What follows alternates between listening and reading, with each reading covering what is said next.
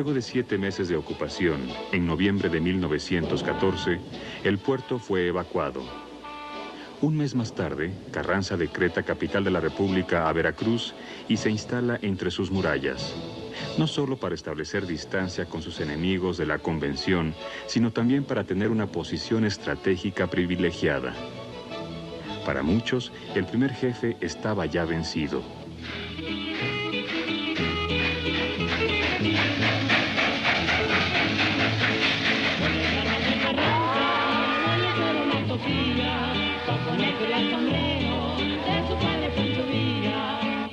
Sin embargo, Carranza contaba con dos grandes ventajas al empezar 1915. La lealtad de Obregón para aniquilar militarmente a sus enemigos y las purgas internas de la Convención que llegaron a ser más agudas que entre los carrancistas. Una dosis de olvido, y los citadinos vivían a su modo la fascinación de los espectáculos. Por cierto, muchos de estos aficionados engrosarían las filas anticarrancistas cuando don Venustiano prohibió la fiesta brava en 1917.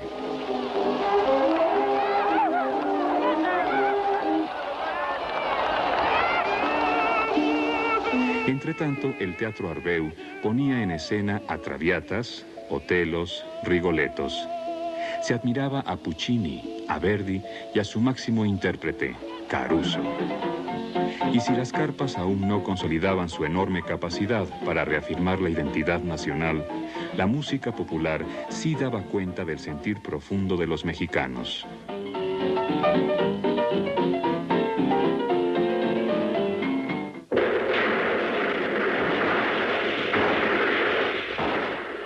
En aquellos años, la muerte era nada más cosa de suerte.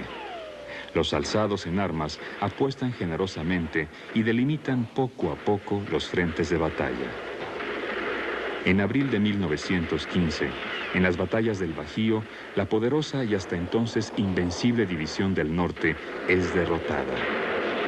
Meses más tarde, el general vencedor, brazo derecho y estratega militar de Carranza, destroza para siempre a las fuerzas de Francisco Villa. Así, Álvaro Obregón, caudillo de la modernización capitalista, aplasta a una de las alas de la revolución campesina.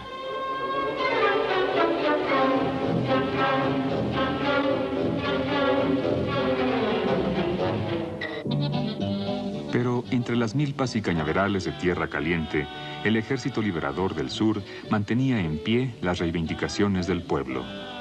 Aunque su lucha, paradójicamente, era mucho menos difundida en el país que la llamada Gran Guerra Europea. Un corrido de la época explicaba. Y suyo don Pancho Pepe a Serbia declaró guerra.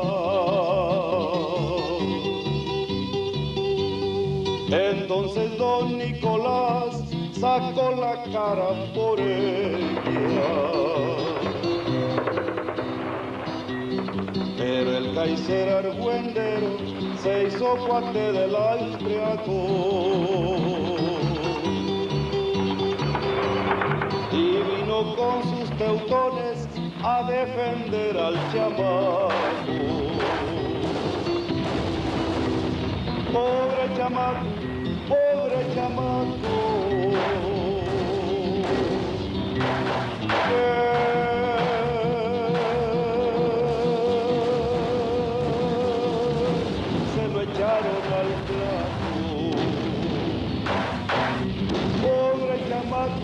Pobre chamaco,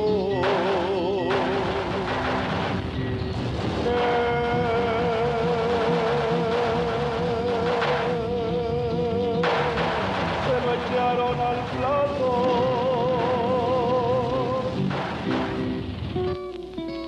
Mientras en Europa los imperios se tambalean, aquí se trata de consolidar un Estado.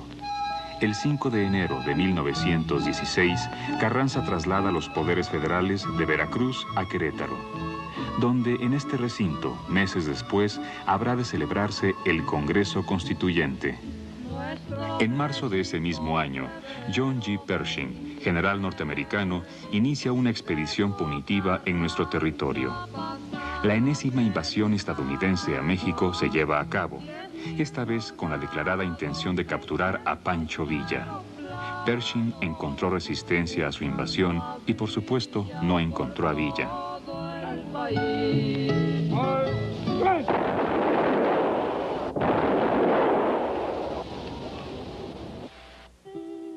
Para entonces, México se desangra por los 4 costados de su territorio. El sacrificio masivo de la peonada rural y la muerte como acto público de reafirmación ciudadana conmueve nuestra historia y quedará plasmado para siempre en el arte mexicano. A finales de 1916, las fuerzas carrancistas toman Cuernavaca, sede de la Revolución Campesina. Con ello, la cruzada civilizadora, el constitucionalismo, asume el definitivo papel protagónico.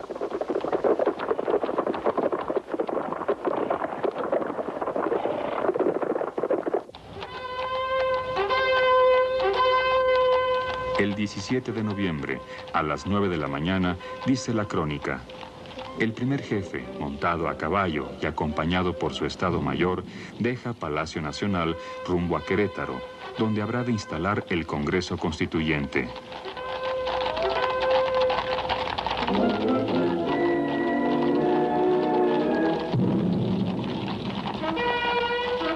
Tres días después, llega a la histórica ciudad e inaugura en el Teatro Iturbide las jornadas legalistas.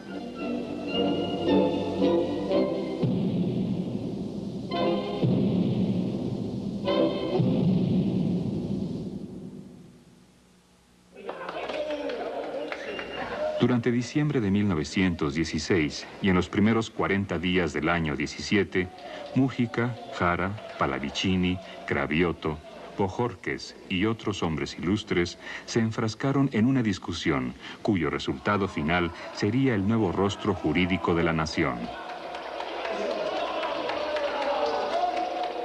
Pido la palabra,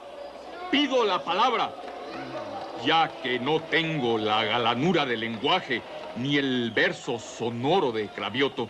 Propongo allanar los discursos diciendo: votemos juntos los artículos 3 y 27.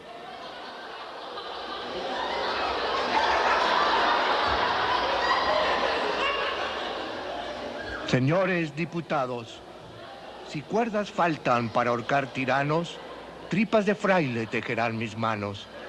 Cito esto para que la Asamblea se dé cuenta perfecta de mi criterio absolutamente liberal. Se levanta la sesión pública para constituirse el Congreso en sesión secreta. Entretanto, la orgullosa Tenochtitlan, la espléndida ciudad de los palacios, reconquistaba a pulso su condición moral y física de capital de la República.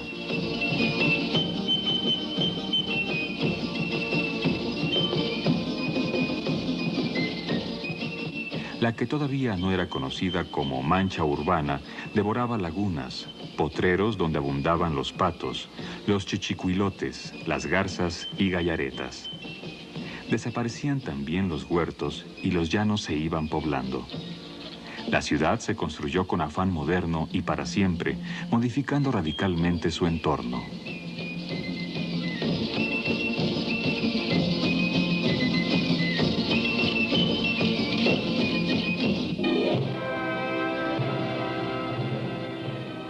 Pero en 1917, lo que se construía era la nación. En febrero culminan los debates constituyentes y el día 5 de ese mes se promulga la Constitución que nos rige. Ese mismo día, las fuerzas de Pershing, el invasor, abandonaron nuestro territorio. 2 meses más tarde, el 26 de abril, Venustiano Carranza deja de ser el primer jefe y alcanza la investidura de presidente constitucional. Ha derrotado en la contienda electoral a los generales Álvaro Obregón y Pablo González. 250,000 electores parece magra cosecha ante un pueblo que ha perdido más de 1 millón de vidas en su lucha.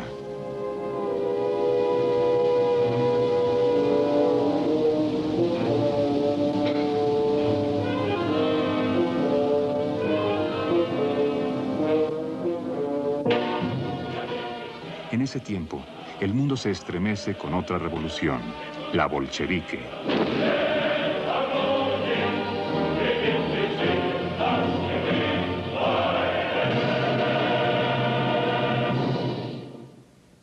Carranza, entre tanto, trata de consolidar su gobierno. La revolución se hace decretos. El 19 de febrero, Carranza impone un impuesto adicional sobre los terrenos destinados a la exploración y explotación petrolera, adquiridos antes del 1 de mayo de 1917. Sostiene también que todo el petróleo del subsuelo pertenece a la nación. Carranza parece fortalecerse. En Saltillo, Coahuila, dentro del marco del Tercer Congreso Nacional Obrero, surge la CRON. Entretanto, en Puebla, una manifestación de textiles es reprimida. Y en Yucatán, que poseía una vigorosa visión social, Salvador Alvarado expide una ley innovadora que otorga a los trabajadores reducción en sus jornadas laborales, bolsa de trabajo y pago doble por tareas desempeñadas en horas extras.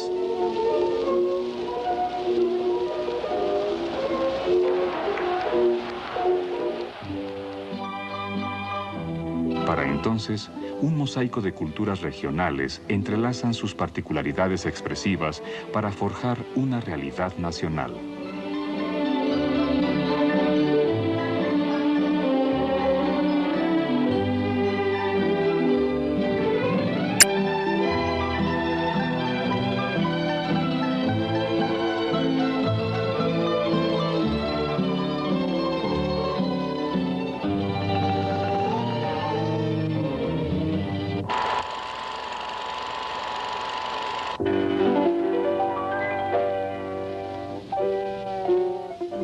Sin embargo, el cosmopolitismo también permeaba la sensibilidad de los capitalinos, y el cinematógrafo, en aquel entonces todavía mudo, daba inmejorables oportunidades para asomarse al mundo inquietante del expresionismo alemán o de las obras maestras del norteamericano David Wark Griffith o de los arrebatos emocionales de las divas italianas.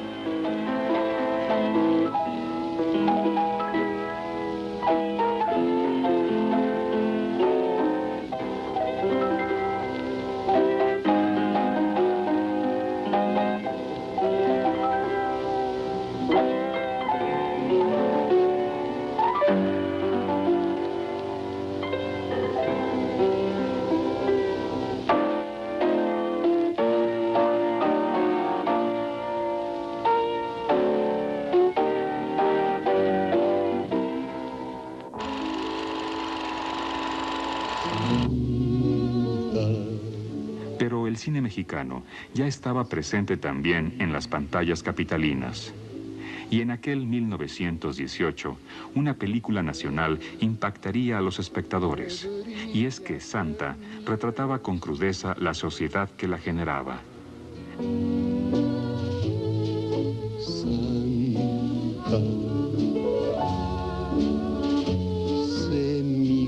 Santa, la prostituta, era una íntima metáfora de la situación imperante y así lo entendieron los artistas.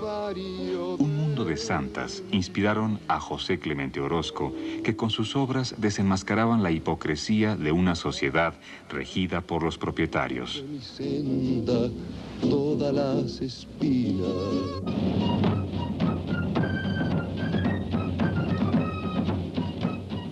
Y va de alivio. El día 11 del 11º mes de aquel 1918, a las 11 horas en punto, concluye la Primera Guerra Mundial.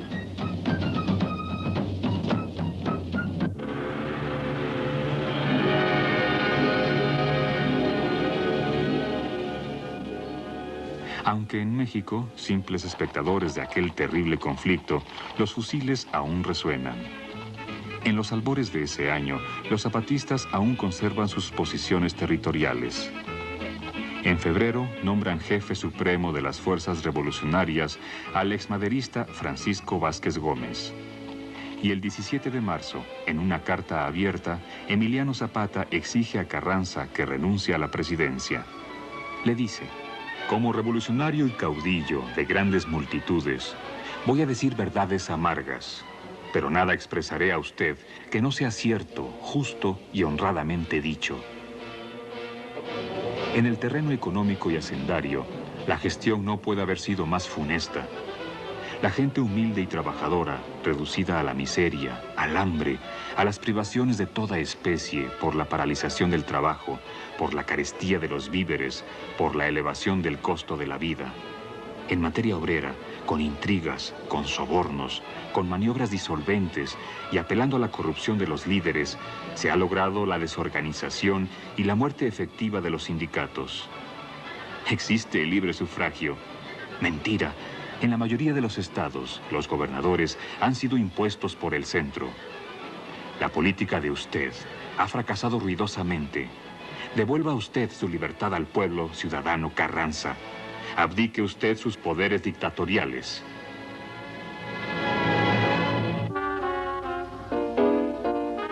El 10 de abril, Zapata, esencia de la revolución campesina, es asesinado en Chinameca. Días más tarde, en el periódico El Universal, se exhibe el rostro ensangrentado del general Suriano. Esta cara perforada a balazos da tranquilidad a las buenas conciencias.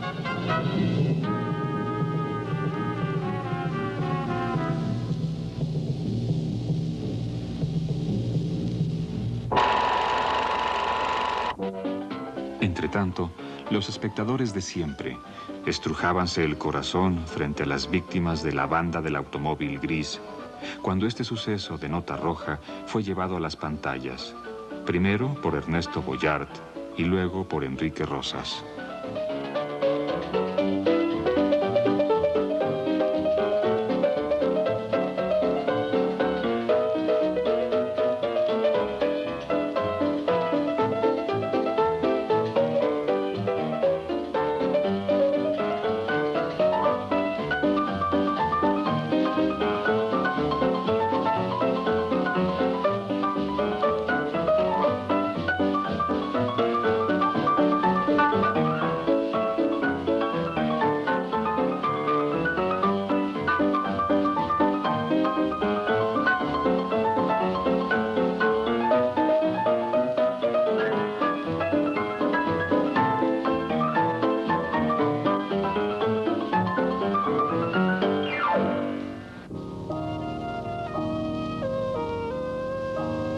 Para entonces, Álvaro Obregón decide encarnar el espíritu revolucionario y, contradiciendo su decisión de mantenerse al margen de la actividad política desde su retiro en Sinaloa, lanza un manifiesto en el que se autopostula candidato a la presidencia de la República.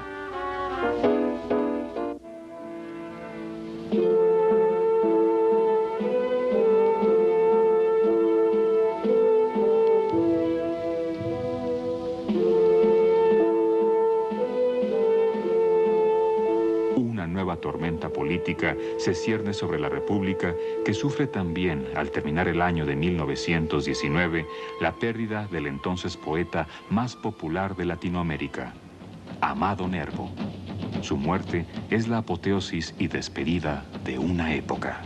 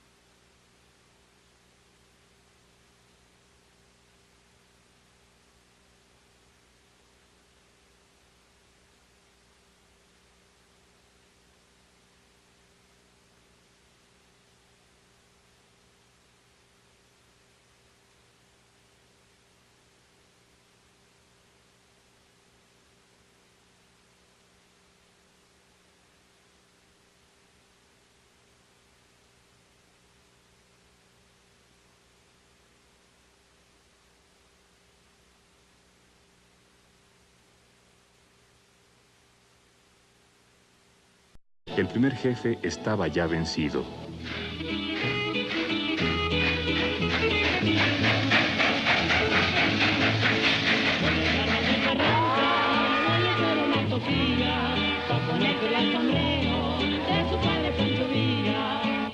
Sin embargo, Carranza contaba con dos grandes ventajas al empezar 1915. La lealtad de Obregón para aniquilar militarmente a sus enemigos y las purgas internas de la convención que llegaron a ser más agudas que entre los carrancistas. Una dosis de olvido, y los citadinos vivían a su modo la fascinación de los espectáculos. Por cierto, muchos de estos aficionados engrosarían las filas anticarrancistas cuando don Venustiano prohibió la fiesta brava en 1917.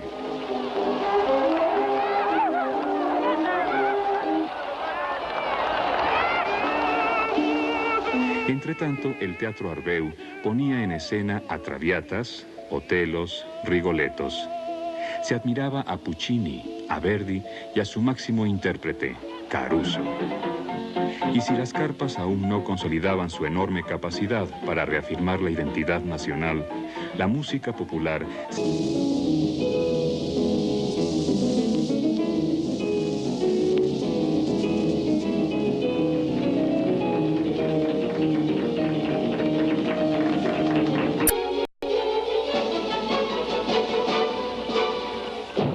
Luego de 7 meses de ocupación, en noviembre de 1914, el puerto fue evacuado.